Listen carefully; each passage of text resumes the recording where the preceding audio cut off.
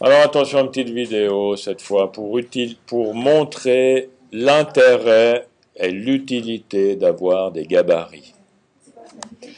Donc, dans mon dossier du pain, j'ai un gabarit pour le texte, un gabarit pour les photos. Dans le gabarit du texte, j'ai ma page verso, ma page recto. Si j'active un de ces blocs, j'ai des blocs avec deux colonnes. C'est ce que je vois dans le bandeau avec tous les paramètres. Il y a ici deux colonnes et 5 mm. Si maintenant, je décide de changer la dimension d'un de ces blocs, ici je déplace la marge.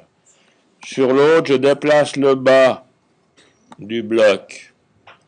Si je regarde mes pages, la page 2 et la page 3, les pages verso ont la marge qui a changé, les pages recto ont la hauteur du bloc qui a changé. Donc ça veut dire qu'une modification qui est faite sur le gabarit et que ce gabarit est utilisé dans des pages pour avoir un contenu, quand on modifie la position ou la dimension des blocs du gabarit, ça a un impact immédiat sur les pages. Et c'est ça l'intérêt, le véritable intérêt. Si maintenant, pour une raison ou une autre, je décide que la page 1, que je remets ce bloc comme il était. Maintenant, le bloc de la page 1 n'est plus le même que celui du gabarit.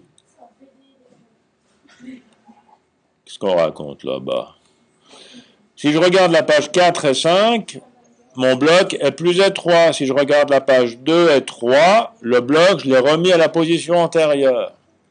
Si maintenant je reprends le gabarit, et puis sur la partie verso, je remets le bloc comme il était. Là, j'ai l'impression que la page 2, elle est de nouveau solidaire au gabarit, parce qu'elle a la même dimension. La page 4 est solidaire du gabarit, je ne l'avais pas touché auparavant.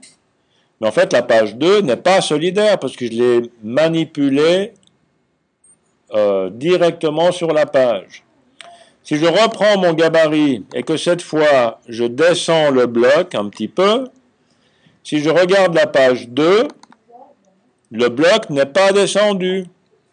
Donc même le fait d'avoir remis un bloc aux dimensions des marges tel qu'il était à l'origine, dès que je le manipule, il n'est plus solidaire du gabarit.